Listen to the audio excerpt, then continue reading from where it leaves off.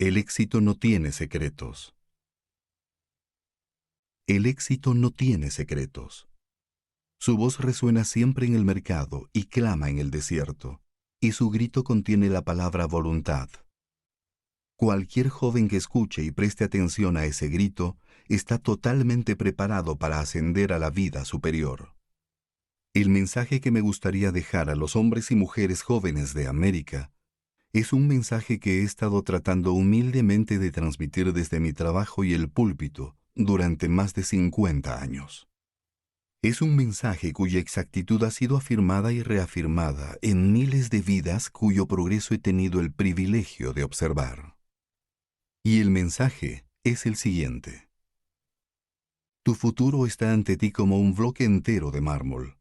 Puedes convertirlo en lo que quieras. Ni la herencia, ni el entorno, ni ningún obstáculo causado por el hombre pueden impedirte marchar directamente hacia el éxito, siempre y cuando te guíe una determinación firme y motivadora, así como contar con una salud y una inteligencia normales. La determinación es la batería que comanda todos los caminos de la vida. Es la armadura contra la cual los misiles de la adversidad son inofensivos. Si hay algo que he tratado de hacer a lo largo de estos años, es grabar en las mentes de los jóvenes de América el hecho de que cuando dan riendas a la voluntad y dicen conducir, se dirigen hacia lo más elevado. La institución de la que surgió la Universidad de Temple, en Filadelfia, se fundó hace 30 años con el objetivo claro de ofrecer oportunidades de educación superior a chicos y chicas pobres dispuestos a trabajar para conseguirla. He visto a 90,000 estudiantes entrar por sus puertas. Un gran porcentaje de ellos llegaron a Filadelfia sin dinero, pero firmemente decididos a obtener una educación. Nunca he sabido de ninguno de ellos que regresara derrotado. La determinación tiene las propiedades de un ácido poderoso. Todos los grilletes se derriten ante ella. Por el contrario, la falta de voluntad es el arma más poderosa del fracaso. La proposición más desesperada es aquella donde se piensa que el éxito es una puerta por la que alguna vez uno tropezará si deambula lo suficiente cerca de ella. Algunos hombres parecen esperar que los cuervos les den de comer, que la caja de aceite sea inagotable, que los peces se acerquen a la borda a la hora de comer. Creen que la vida es una serie de milagros, holgazanean y confían en su buena suerte, y declaran con seguridad que el mundo les debe la vida. De hecho, el mundo no le debe al hombre nada que no se haya ganado. En esta vida, un hombre recibe en medida de lo que vale y debe rendir de acuerdo a lo que se le da. No existe el éxito sin acción. Mi mente repasa las historias de miles de chicos y chicas que he conocido y de los que he escuchado, quienes se han enfrentado a todo tipo de impedimentos y han salido victoriosos únicamente por su voluntad y perseverancia al trabajar con todo el poder que Dios les había dado. Han pasado ya casi 30 años desde que un joven inglés vino a mi oficina. Quería asistir a las clases nocturnas de nuestra universidad para aprender oratoria. ¿Por qué no te dedicas a la abogacía?, le pregunté. Soy demasiado pobre. No tengo ninguna posibilidad, contestó triste mientras negaba con la cabeza. Me volví bruscamente hacia él y exclamé, claro que no tendrás ninguna posibilidad si no te decides a hacerlo. La noche siguiente volvió a llamar a mi puerta. Su rostro estaba radiante y había una luz de determinación en sus ojos. He decidido ser abogado, me dijo, y por el timbre de su voz supe que lo decía en serio. Muchas veces, después de convertirse en alcalde de Filadelfia, debió de recordar aquella decisión como el punto de inflexión de su vida. Estoy pensando en un joven granjero de Connecticut al que sus maestros abandonaron debido a su baja capacidad intelectual. Dejó la escuela a los 7 años y trabajó en la granja de su padre hasta los 21. Entonces algo hizo que su mente se orientara hacia el origen y el desarrollo del reino animal. Comenzó a leer obras de zoología y para aumentar su capacidad de comprensión, Volvió a la escuela y retomó sus estudios donde los había dejado 14 años antes. Alguien le dijo, puedes llegar a la cima si quieres. Se aferró a la esperanza y la alimentó, hasta que al final ésta se apoderó de él por completo. Ingresó en la universidad a los 28 años y se abrió camino con la ayuda que pudimos proporcionarle. Hoy es un respetado profesor de zoología en una universidad de Ohio. Podría mencionar muchos otros ejemplos como estos. De todos los muchachos a quienes he tratado de ayudar en la universidad, no puedo pensar en uno solo que haya fracasado por otra razón que no sea una mala salud. Pero, por supuesto, nunca he ayudado a nadie que no se ayudara primero a sí mismo. Tan pronto como un hombre determina la meta hacia la cual dirigirse, se encuentra en una posición estratégica para ver y aprovechar todo lo que contribuya a ese fin. Siempre que un joven me dice que si pudiera sería abogado, ingeniero o lo que fuera, le respondo: puede ser lo que quieras, siempre que sea algo que el mundo demande dentro de 10 años. Esto me trae a la mente cierta estipulación que la ambición de la juventud debe reconocer. Debes invertir tu dinero en una demanda reconocida. Debes elegir una ocupación que se ajuste a tus habilidades y talentos y a alguna necesidad real de la gente. Elige lo más pronto posible cuál será el trabajo de tu vida. Entonces podrás prepararte a través de una lectura constante y con un propósito claro. Hay muchas cosas que el muchacho o la muchacha aprende en la escuela que podrían aprenderse también fuera de ella. Casi cualquier hombre debería ser capaz de hacerse rico en esta tierra de adineradas oportunidades. Hay algunas personas que piensan que para ser humildes deben ser muy pobres y sucios. Se equivocan. No es el dinero, sino el amor al dinero la raíz de todos los males. El dinero en sí mismo es una fuerza dinámica para ayudar a la humanidad.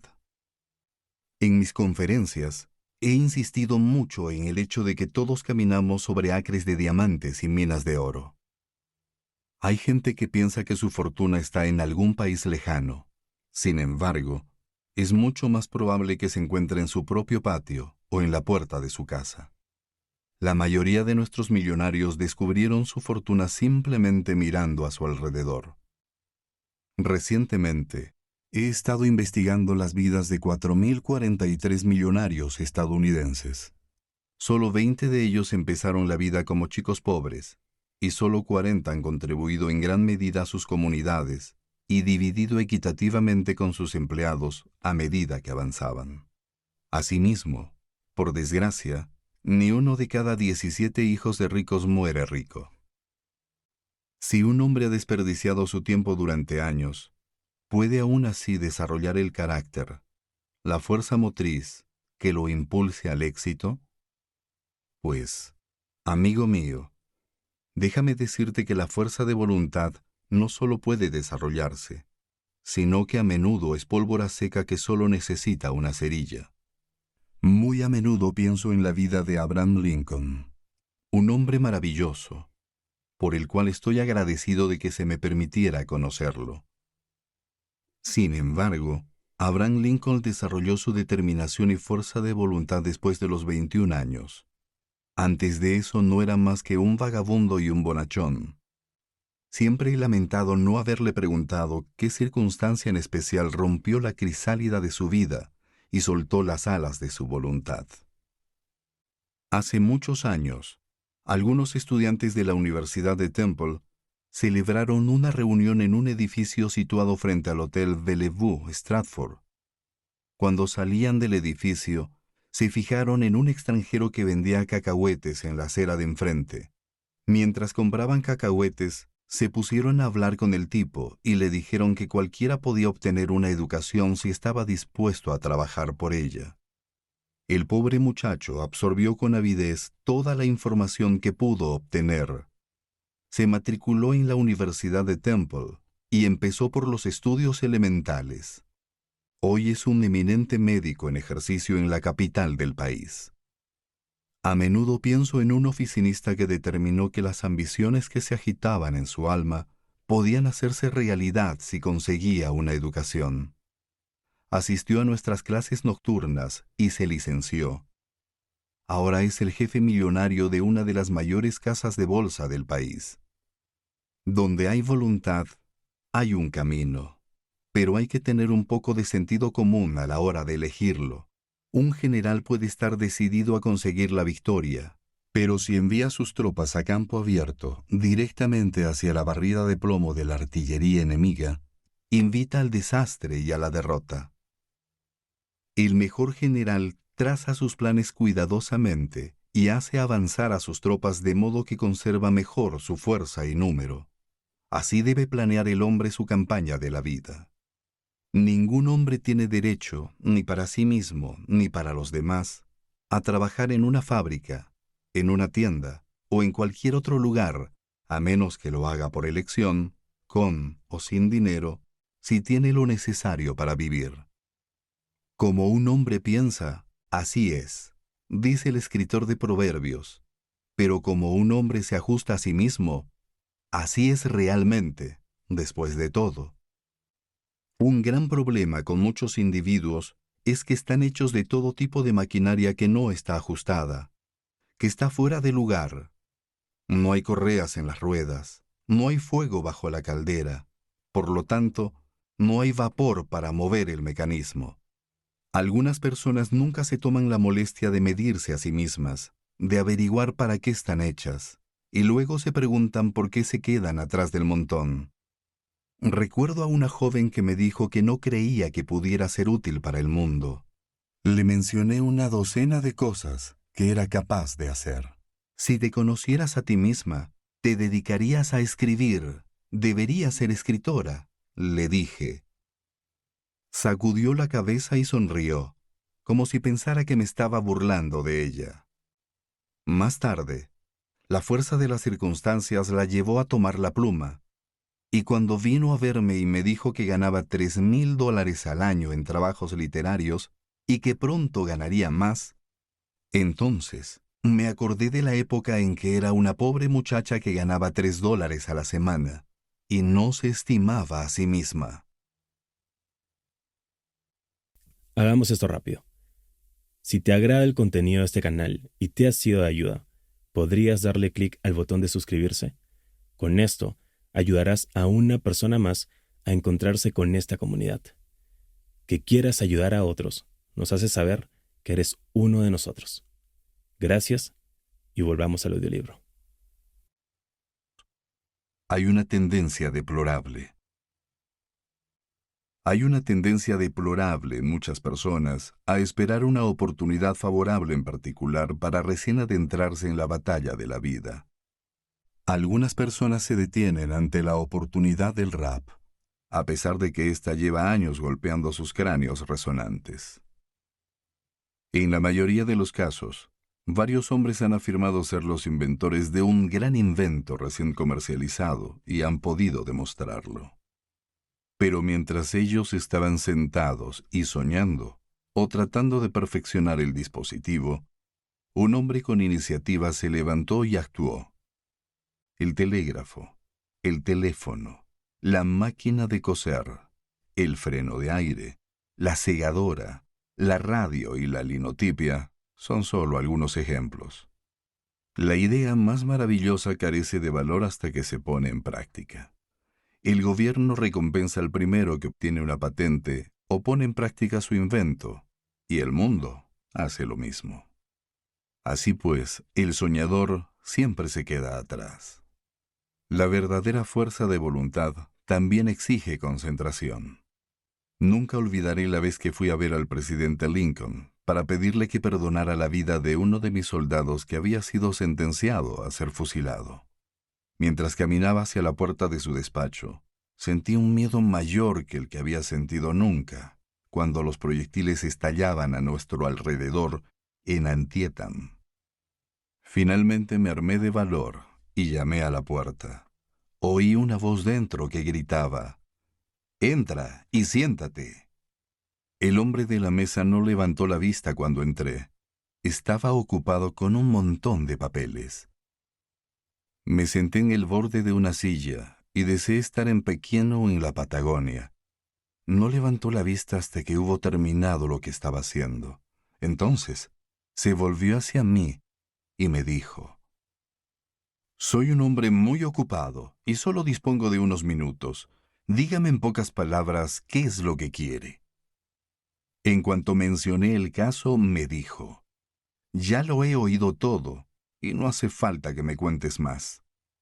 El señor Stanton me habló de eso hace solo unos días. Puede ir al hotel y estar seguro de que el presidente nunca firmó una orden para fusilar a un muchacho menor de 20 años, y nunca lo hará. Puede decírselo a su madre». Luego, tras una breve conversación, tomó otro manojo de papeles y dijo decidido: «Buenos días». Lincoln, uno de los hombres más grandes del mundo, debió su éxito en gran parte a una regla.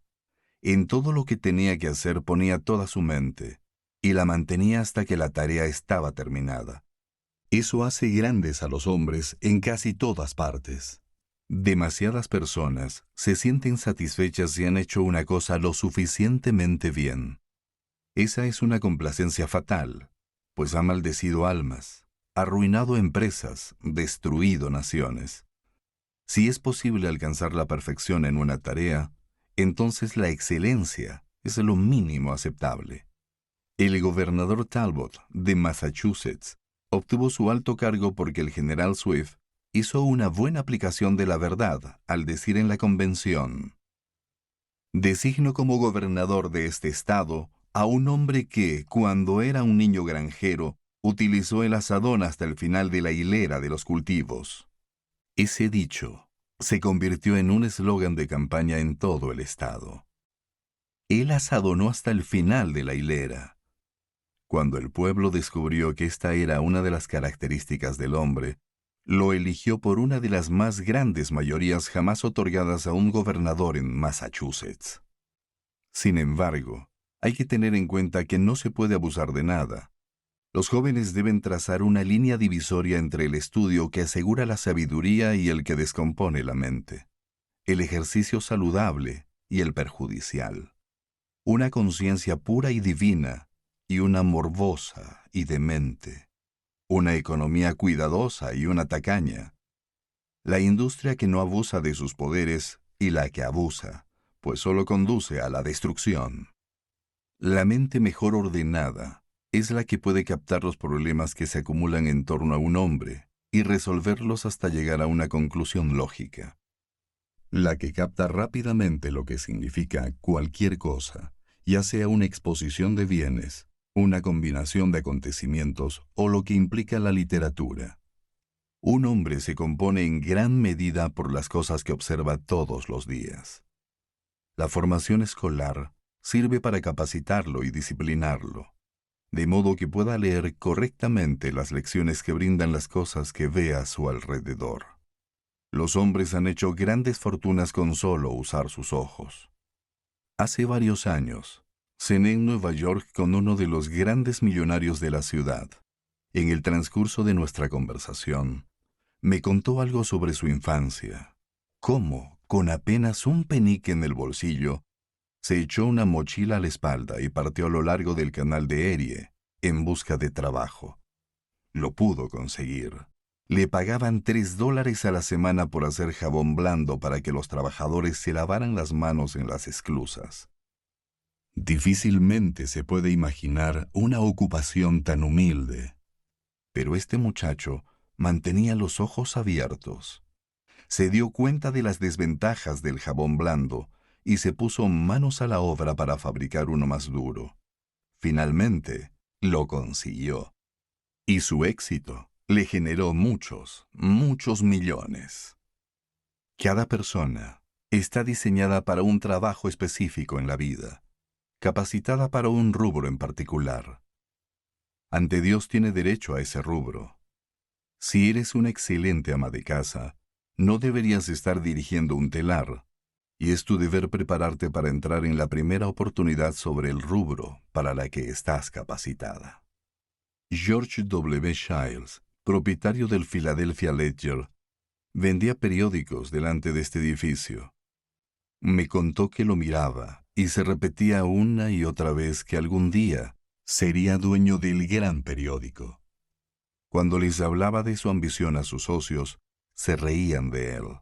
Pero Childs tenía agallas indomables y al final llegó a poseer ese periódico, uno de los mejores del país. Otra cosa muy necesaria para lograr el éxito es saber esperar. ¿Cómo utilizas el tiempo de espera para las comidas, para los trenes, para los negocios? Supongo que si el individuo promedio empleara sabiamente esos intervalos en los que silba y retuerce los pulgares, acumularía los conocimientos suficientes para dominar su vida.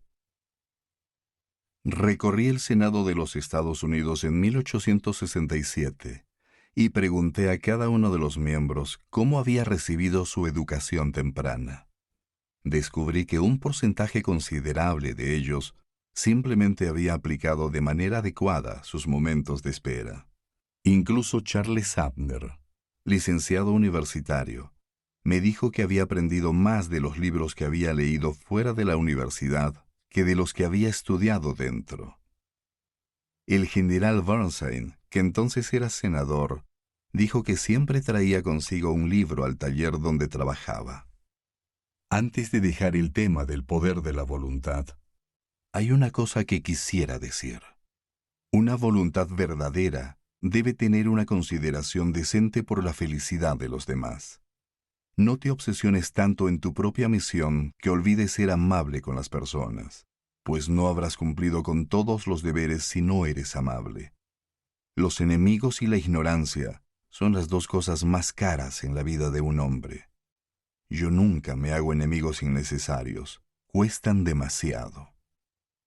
Cada uno tiene en sí mismo las herramientas necesarias para conseguir el éxito. Enfócate en una misión específica en la vida y asegúrate de que ésta beneficie tanto al mundo como a ti mismo.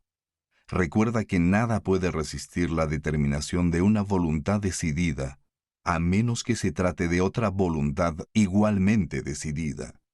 Mantente limpio, lucha duro, escoge tus oportunidades con criterio, y ten tus ojos siempre fijos en las alturas hacia las que te diriges. Si hay alguna otra fórmula para el éxito, no la conozco.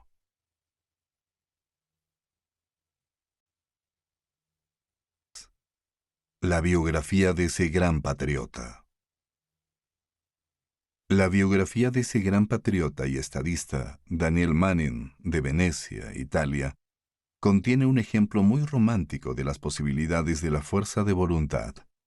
Nació en un barrio pobre de la ciudad. Sus padres no tenían una posición social ni dinero. En 1805, Venecia se hallaba bajo el dominio austriaco y estaba fuertemente dividida en clases aristocráticas y campesinas. Pronto fue abandonado por su padre y quedó a cargo de su madre. Era un niño aburrido y no podía seguir el ritmo de los demás niños en las escuelas eclesiásticas. Su mente trabajaba tan lento como el de los intelectos infantiles de muchos de los más grandes hombres de la historia. Daniel parecía destinado a ganarse la vida sacando barro de los canales, si es que se mantenía en ese ritmo. Ningún niño norteamericano puede tener un impedimento como ese. Pero los niños que aprenden despacio aprenden con seguridad, y la historia, que no es sino la biografía de los grandes hombres, menciona una y otra vez el hecho de que los más reconocidos personajes empezaron tarde a adquirir los conocimientos en la vida. Napoleón y Wellington fueron ambos niños aburridos, y Lincoln decía a menudo que fue un niño tonto durante sus primeros años. Daniel Manning parece haber sido totalmente incapaz de aprender de los libros hasta los 8 o 10 años, pero su fuerza de voluntad latente se desarrolló hasta un nivel inesperado cuando era bastante joven. Cassuth, que era amigo personal de Manning, dijo en un discurso en Nueva York que la República Americana era responsable del despertar de Manning y que a través de él había hecho libre a Italia.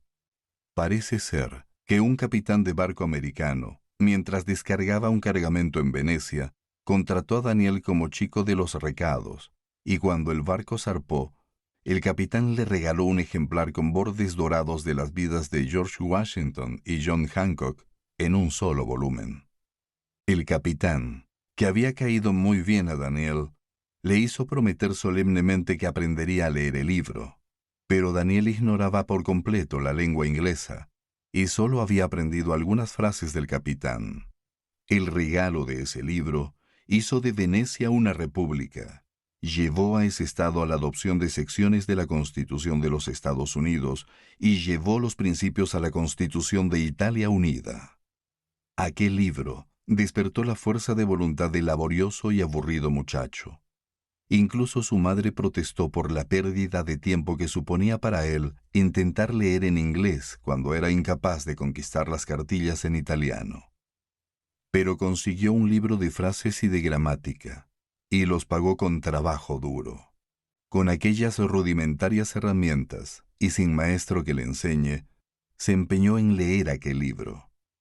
Solo un amigo, un joven sacerdote de la Catedral de San Marcos, le dirigió una palabra o una mirada de aliento, pero su vela ardía hasta tarde, y a la luz del día llevaba su libro para estudiarlo hasta la hora del desayuno.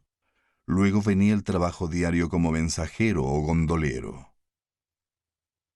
Algunas semanas o meses después de que comenzara su aparente problema, entró corriendo en la habitación de su madre por la noche gritándole emocionado: «¡Puedo leer ese libro!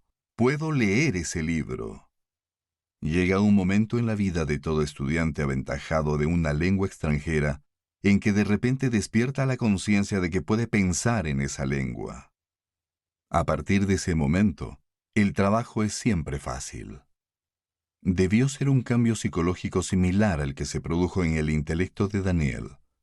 Tan repentino y asombroso fue el cambio, que el sacerdote relató el caso como un milagro, y el pequeño círculo de gente pobre que conocía al muchacho lo miraba con asombro.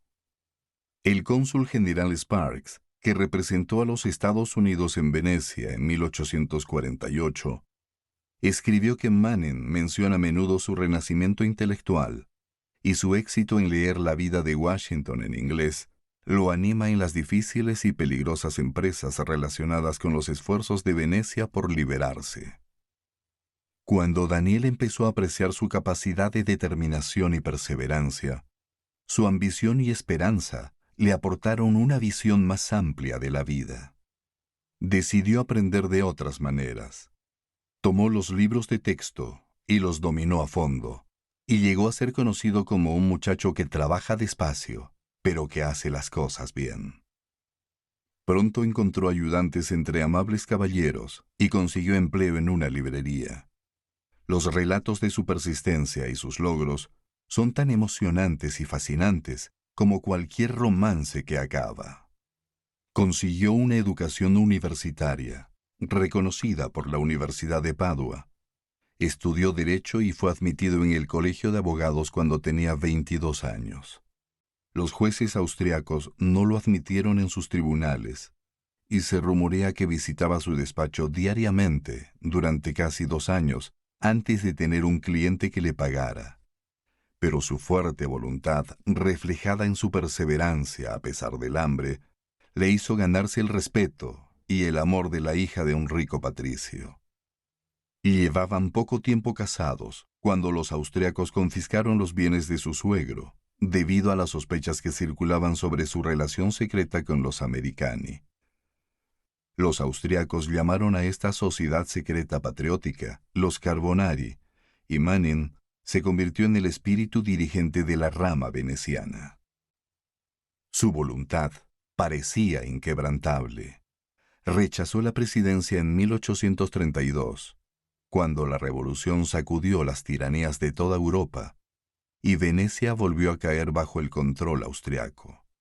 Pero en 1848 fue elegido casi unánimemente presidente de la República Americana de Venecia, y en su segunda proclamación, antes de que comenzara el gran asedio, hizo un llamamiento para la elección, utilizando, como recoge el cónsul general Sparks, las siguientes palabras: «Y hasta que se celebren las elecciones y se instalen los oficiales, Las siguientes secciones de la Constitución de los Estados Unidos de América serán la ley de la ciudad. Estaba decidido a conseguir una república americana en Italia. Vivió para verla en Venecia. Las estatuas de Daniel Manning se ven ahora en todas las grandes ciudades de Italia. Y cuando la estatua fue dedicada en Venecia, en una plaza del parque de la ciudad, fue nombrada en su honor.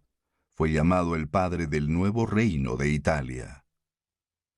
El general Garibaldi dijo que cuando Manning redactó el borrador de la Constitución que proponía para la Italia unida, citó la Declaración de Independencia americana.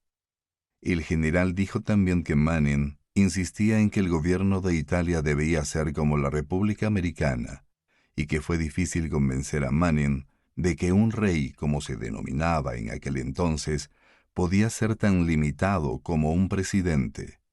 Incluso Mazzini, el extremista, y tanto Cavour como Gamassi llegaron finalmente a aceptar las exigencias de Manning en cuanto a libertad e igualdad, tal como se exponían en la Constitución de la República Americana. Manning no vivió para ver la unión definitiva, ni para ver a su hijo como un general en el ejército italiano, pero su vigorosa voluntad dio un impulso a la libertad en Italia que aún empuja al pueblo hacia sus más nobles ideales.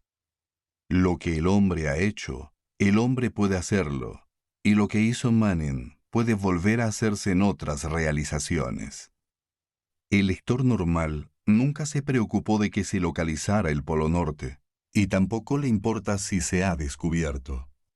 Los matemáticos y geógrafos pueden deleitarse en la solución de algún problema abstracto, pero el ciudadano ocupado que toma su periódico con prisa para ver si Peary ha encontrado el Polo Norte no tiene ningún interés en el lugar. No visitaría el lugar, aunque alguna autoridad le diera 1000 acres o le regalara una docena de globos de hielo. Lo que el lector desea es aprender cómo la fuerza de voluntad de aquellos descubridores funcionó a través de escapadas por los pelos, largos inviernos y hambre. Es un gran juego, y el mundo es una gran tribuna. El hombre con la voluntad más fuerte atrae la admiración del mundo. Todo el mundo que ama a un amante también admira a un héroe, y un héroe es siempre un hombre de voluntad enérgica. Cuando leemos sobre Louis Joliet y James Marquette en su terrible experiencia trazando el río Mississippi, indígenas salvajes como bestias salvajes, pantanos, lagos, bosques, montañas, enfermedades, heridas, agotamiento, aparentes fracasos. Todo da testimonio de su sublime fuerza de voluntad. Peter Lemoine, Jonathan Carver, el capitán Lewis, el teniente Clark, Montgomery Pike, el general Fremont, Elisha Kent Kane, Charles Francis Hall, David Livingstone, el capitán Cook, Paul du Chaillu y Henry M. Stanley grabaron sus nombres profundamente en la historia gracias a su gran fuerza de voluntad, lo que los diferencia de otros hombres. Mary Lyon, la heroína de Mount Holyoke, solía citar con frecuencia el dicho del Dr. Beecher de que una vez tuvo una máquina bien diseñada, pero que no funcionaba. Catherine Beecher replicaba que la señorita Lyon tenía demasiada energía para una máquina tan pequeña. Fue un triunfo monumental la dedicación del primer edificio del Mount Holyoke College en South Hadley, Massachusetts.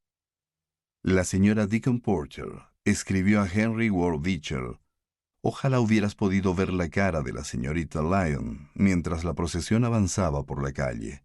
Era realmente el rostro de un ángel». Desde aquella hora inmortal en que aquella mujercita, que pelaba papas como ama de llaves de su hermano en Buckland, Massachusetts, decidió repentinamente iniciar un movimiento para la educación superior de las jóvenes, Lyon había escrito, viajado, suplicado, rezado, apelado, dado toda su herencia, visitado colegios y escuelas, trabajado sin cesar, hasta que las mujeres pudieron beneficiarse de los sacrificios que hizo como mártir. Todas las mujeres de todos los países están en deuda con ella. Los hombres se sienten agradecidos por lo que la educación superior de las mujeres ha hecho por los hombres. Uno no puede pasear por el campus del Mount Holyoke College sin reflexionar sobre lo que la voluntad de una mujer frágil, orientada hacia lo bello y lo bueno, puede hacer dentro de las más severas limitaciones. Vassar, Wellesley, Smith, Bryan Moore y los otros 35 colegios universitarios femeninos de los estados del oeste y del sur son hijos del Mount Holyoke. Una sola mujer, una sola voluntad, un gran corazón.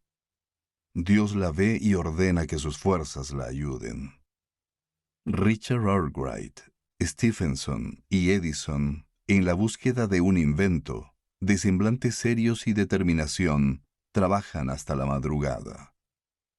John Wesley, Whitefield y la lista de reformadores religiosos desde San Agustín hasta Dwight L. Moody han sido hombres confiables en el logro de una gran idea. Neil Down, Elizabeth Fry y sus discípulos, impulsando la campaña de la moderación, con ese impulso que descubrieron en sí mismos, despertaron a la gente a apoyar u oponerse a su causa a donde quiera que iban. Fulton dijo, «Construiré un barco de vapor». Cyrus Field dijo, «Colocaré un cable telegráfico a Europa». Sir Christopher Wren, imitando a los constructores de San Pedro, dijo, «Construiré la cúpula de la Catedral de San Pablo». El general Washington dijo, «Lo arriesgaré todo por la victoria final». Y el general Grant dijo, «Lucharé por esta causa».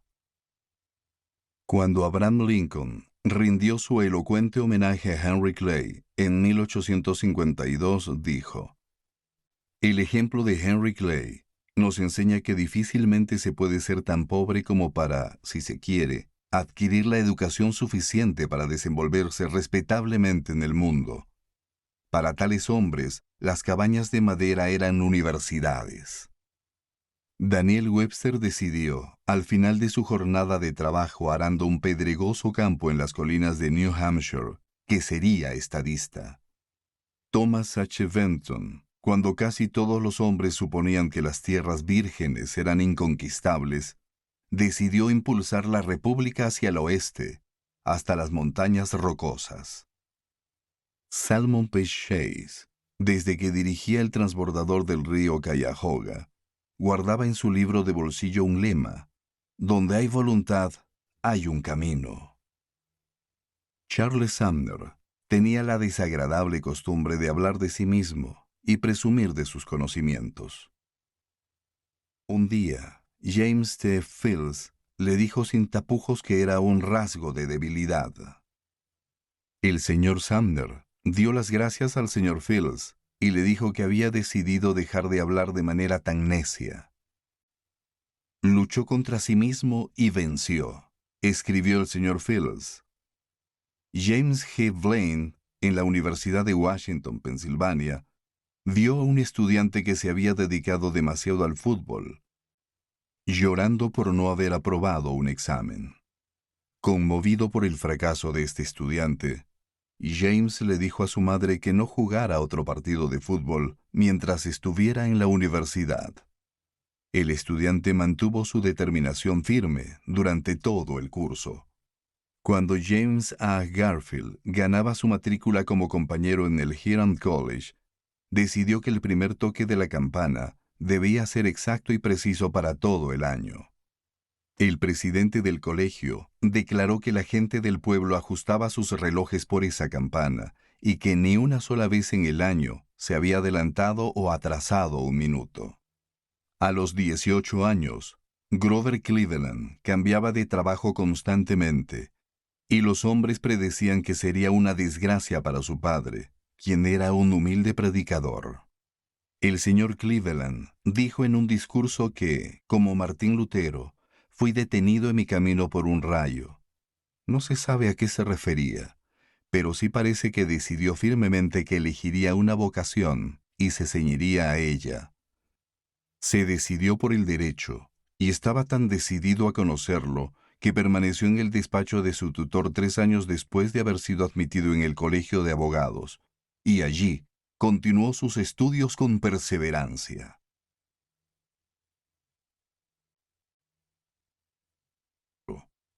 En un pequeño pueblo al oeste de Massachusetts. Hace 40 años, en una pequeña ciudad al oeste de Massachusetts, un joven de piel pálida trabaja como cajero en un banco de ahorros. Era dispéptico, muy nervioso y a menudo malhumorado. Un día, varias grandes fábricas cerraron sus puertas y las empresas a las que el banco había prestado dinero notificaron su quiebra. El presidente del banco estaba en Europa y la gente de allá no sabía que el banco había quebrado. El cajero estaba abrumado y temeroso, ya que no contaba con los fondos para hacer frente a un despido. Entró en el banco después de una noche en vela, temiendo que la gente se enterara de alguna manera de la responsabilidad del banco. Estaba somnoliento, abatido y desanimado. Un viejo granjero entró para cobrar un pequeño cheque, y el cajero, cabizbajo, no respondió el saludo habitual del granjero. Tenía el rostro nublado, los ojos inyectados en sangre y una actitud desagradable. Contó el dinero y se lo dio al granjero. El anciano contó el dinero con cuidado y le dijo al cajero: «¿Qué ocurre? ¿Va a quebrar su banco?». Cuando el granjero abandonó el banco, el joven cajero se dio cuenta que su actitud dejaba traslucir lo que deseaba ocultar. Se paseó de un lado a otro en el banco y lo discutió todo consigo mismo.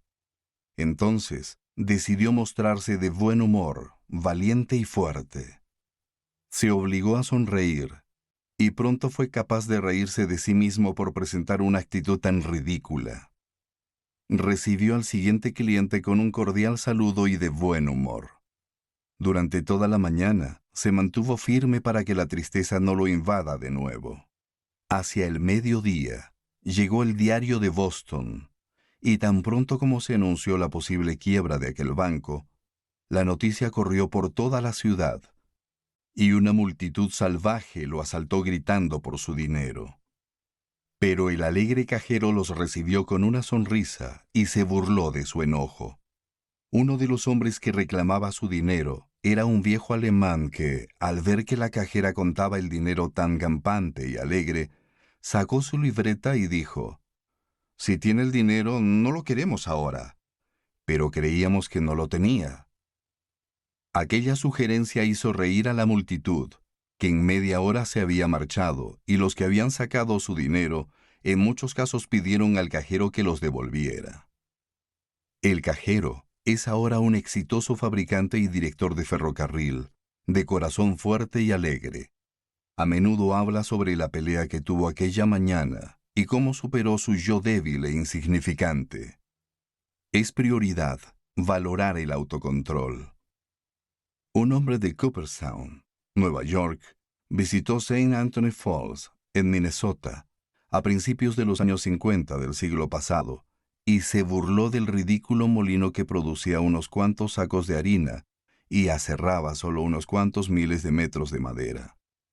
Era realmente ridículo.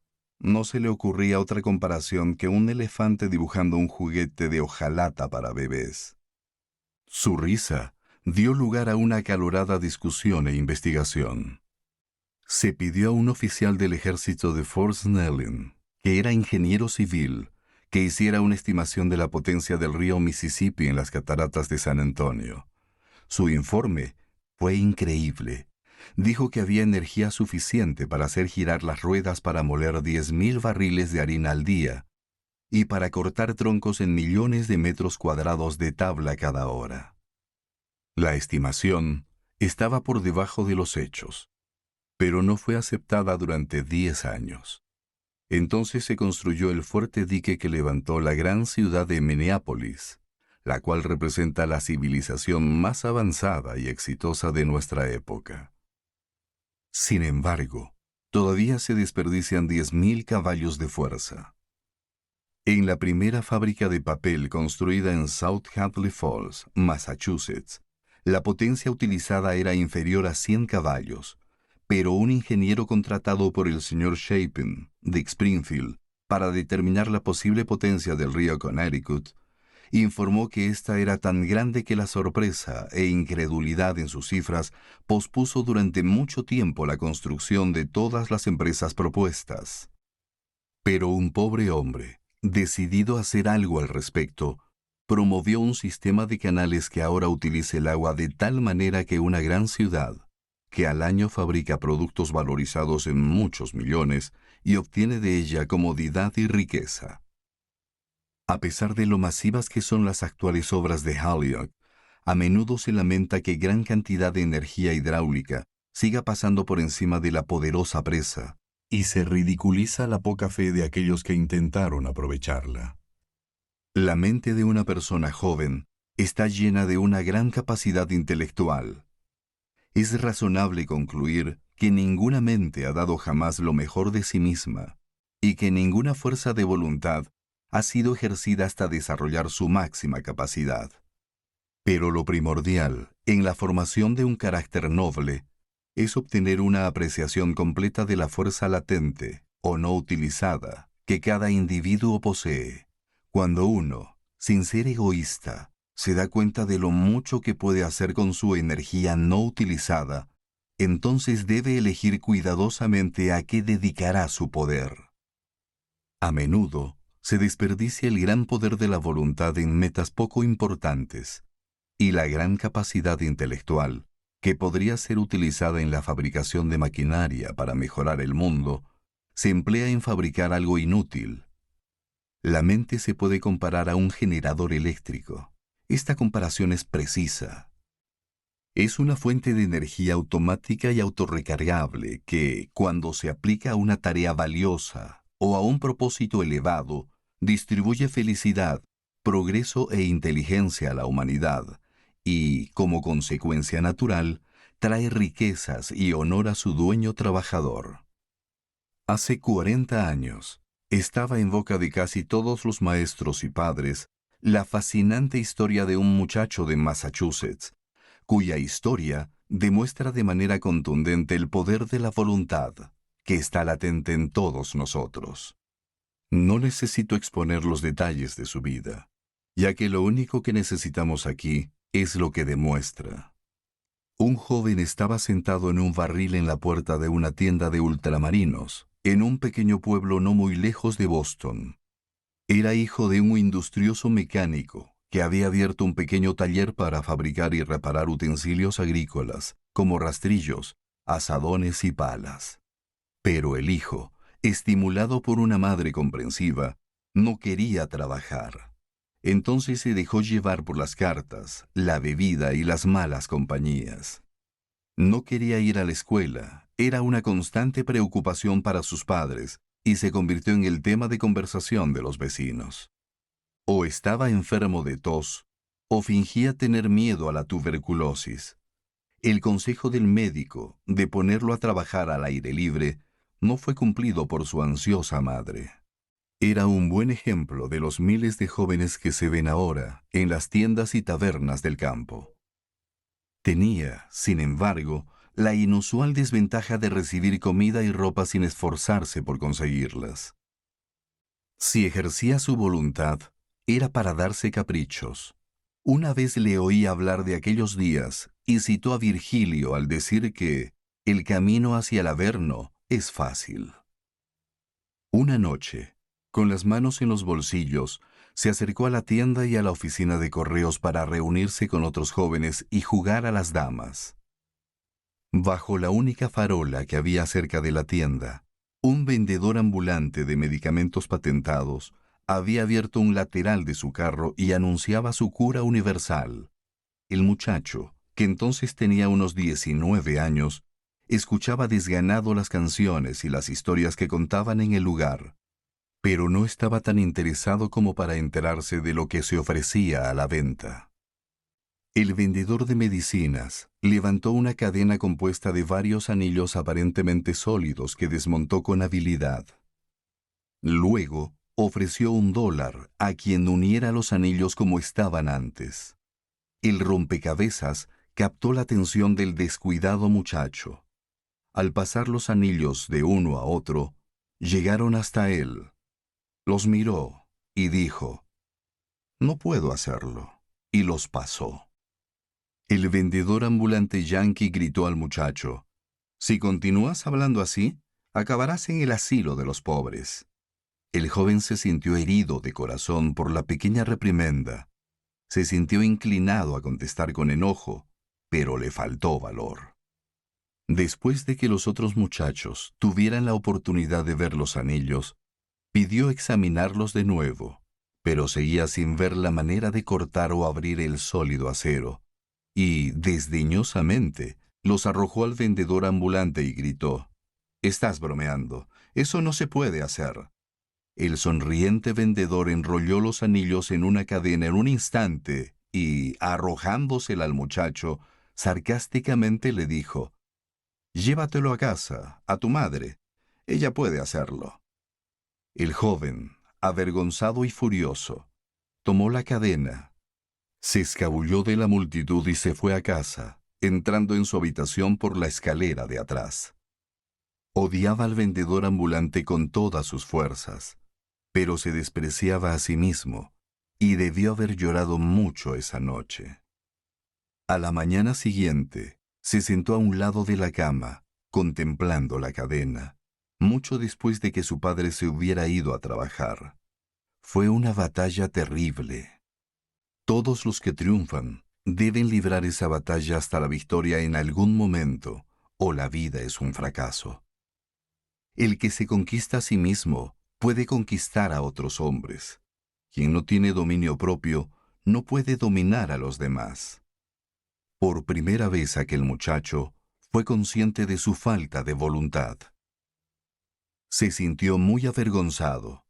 No podría volver a encontrarse con los chicos, ni con la única chica que estaba en la oficina de correos, a menos que resolviera aquel acertijo, el cual para él era mucho peor que los enigmas de los antiguos oráculos o las preguntas de Sansón.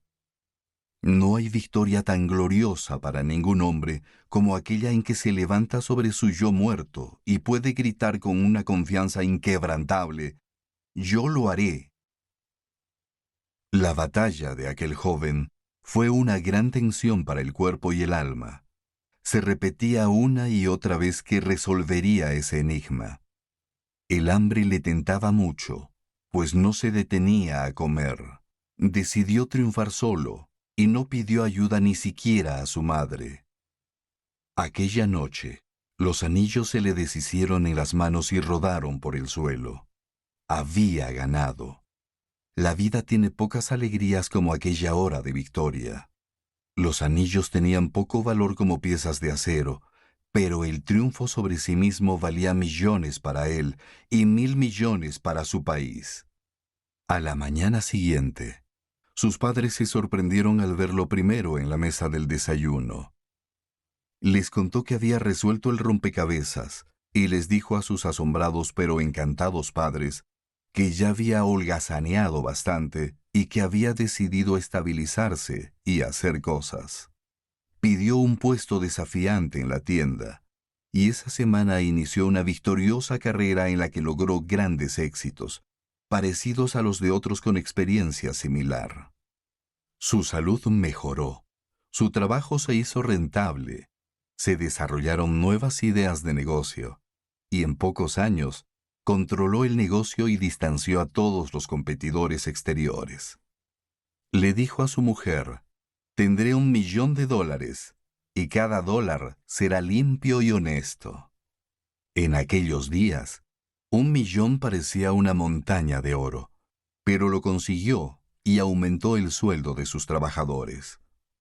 Se convirtió en el jeque de la ciudad, el padre y consejero de todas las empresas locales.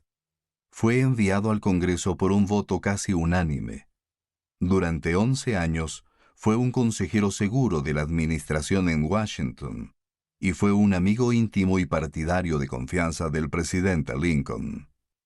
Un día de 1864, los ejércitos federales habían sido derrotados por las fuerzas confederadas y la tristeza ensombrecía los rostros del pueblo. El presidente Lincoln pasó la noche en vela. Parecía la derrota y la desunión. El peligro aumentó enormemente cuando se abandonó el plan de unir California a la Unión mediante la construcción de un ferrocarril a través de la zona montañosa de Sierra Nevada y las montañas rocosas. El ingeniero jefe que estudió la ruta dijo que no se podía hacer debido al gran coste. Se consultó a 3 grandes financieros y se negaron a emprender la tarea sin esperanza. El gran senador de Massachusetts le dijo al señor Lincoln que solo había un hombre que podía realizar esa gigantesca hazaña. El senador le dijo a Lincoln: si ese congresista decide hacerlo y se le encarga a él, lo hará. Es un hombre cuidadoso, pero tiene una voluntad que parece irresistible. El presidente Lincoln mandó llamar al congresista y le dijo: un ferrocarril a California sería ahora más poderoso que un ejército y serviría para salvar a la Unión. ¿Lo construirá? El congresista pidió 3 semanas para pensar. Antes de que se terminara ese tiempo, pidió al secretario de guerra que llevara su tarjeta al presidente Lincoln, el cual se encontraba en Filadelfia. En la tarjeta estaba escrito: lo haré. La historia de esa empresa es increíblemente interesante y basada en la realidad. Cuando un viajero pasa por el punto más alto de ese ferrocarril transcontinental, a más de 2.000 metros sobre el nivel del mar en Sherman, Wyoming, y se quita el sombrero ante el monumento construido en memoria de ese noble civil y héroe, está honrando el sacrificio y la gran inteligencia del muchacho que conquistó los 3 desafíos. Puede que no sea necesario multiplicar los ejemplos de esta cuestión vital, pero nadie que haya vivido en los círculos periodísticos de Washington después de la Guerra Civil puede olvidar el poder y la fama de esa mujer inteligente en el rubro literario, que escribió cartas tan brillantes como corresponsal en Washington del New York Independent. La mujer mencionada, a pesar de llevar el mismo nombre que el congresista que hemos mencionado, no tiene relación con él. Tenía casi 33 años cuando un divorcio y la ruptura de su hogar la dejaron pobre y enferma debido a una inmerecida desgracia. Sus conocidos le pronosticaron un futuro oscuro, trabajo duro y soledad. Era una pobre víctima de estas tristes circunstancias. Había recibido poca educación y estaba demasiado ocupada para leer los libros de la época. Su comienzo en su carrera profesional, que más tarde se destacó con tanta habilidad y poder, fue el tema principal en las muy concurridas recepciones literarias en Washington. Las personas cercanas a ella le habían dicho que una mujer divorciada sería rechazada por todas las mujeres cultas y que sería el blanco de las burlas de los hombres modernos, y que, como debía ganarse la vida, debería dedicarse a coser, bordar o ejercer de enfermera. Por supuesto, estaba demasiado débil para lavar ropa o cocinar, pero dentro de su alma, al igual que muchas otras mujeres, existía ese anhelo de hacer algo que valiera la pena. Pocas mujeres llegan a la vejez sin sentirse que, de algún modo, no han alcanzado el mayor objetivo de vida. Mientras que los hombres tienen la libertad de seguir sus ambiciones, las mujeres deben reprimirlas u ocultarlas debido a las expectativas sociales o a la competencia con los hombres. En nuestra sociedad, es raro presenciar a una mujer dar lo mejor de sí misma o de realizando el mayor ideal de su corazón y de su intelecto. Aunque tiene los mismos impulsos, visiones y poderes que Dios le ha dado, no construye catedrales, no salva ríos, no excava minas, no funda naciones, no construye barcos de vapor y rara vez aparece en la pintura, la escultura, la banca o la oratoria. Es consciente de su talento nato, de sus ideales, pero debe ocultarlos hasta que es demasiado tarde. Sin embargo, Esta mujer del interior del estado de Nueva York era una excepción. Ella, al igual que Charlotte Bronte, tenía una determinación y un deseo de escribir. Al igual que la misma gran escritora, también tuvo que enfrentar rechazos y manuscritos devueltos, especialmente en una época donde las mujeres eran poco valoradas en el negocio de los periódicos. Pero su respuesta a los críticos siempre fue: lo haré. En 1883, cuando le dijo esto al gran editor, que se convertiría en su segundo esposo, el presidente de los Estados Unidos le escribió una carta personal para decirle que, aunque le deseaba felicidad, no podía evitar sentir que sería una gran pérdida para la humanidad que un talento tan brillante se escondiera detrás del matrimonio. En un viaje en automóvil desde el lago Champlain a Nueva York, vi la ciudad de Burlington, Vermont, con su universidad, donde Barnes había dicho: lo haré. En St. Johnsbury, toda la ciudad habla de Fairbanks, quien dijo: lo haré. En Brattleboro, el ruido de la industria repite siempre el nombre del niño Esty, quien también dijo: lo haré. En Holyoke, los poderosos canales parecen reflejar los rostros de Chase y Whitney, quienes cuando eran pobres también dijeron: lo haré. En Springfield, los carteles de las tiendas, bancos y fábricas sugieren al joven Chapin, quien hizo próspera la ciudad con su determinación de lo haré. En New Haven, la determinación de Whitney destaca en las grandes calles y en los edificios universitarios. Chicago, Denver, Los Ángeles, Nueva Orleans, Atlanta, Raleigh, Niágara, Pittsburgh y 100 ciudades norteamericanas como ellas son el resultado de las ideas y voluntad de hombres comunes. Si cada hombre hubiera hecho en la última generación todo lo que estaba en sus manos, ¿qué cosas tan sublimes no tendríamos ante nosotros en arquitectura, comercio, arte, manufacturas, educación y religión? El simple hecho de imaginarlo desconcierta la mente. Sin embargo, la mayoría de las personas no tiene deseos de actuar, mientras que un pequeño grupo de individuos importantes desean hacerlo. Mi joven amigo, sé tú uno de los que busca hacer algo con buenas intenciones. Si deseas agregar este libro a tu biblioteca, dejaremos los enlaces en la descripción. También puedes seguir nuestro canal principal, Aubiblio. Gracias y nos vemos en la siguiente página.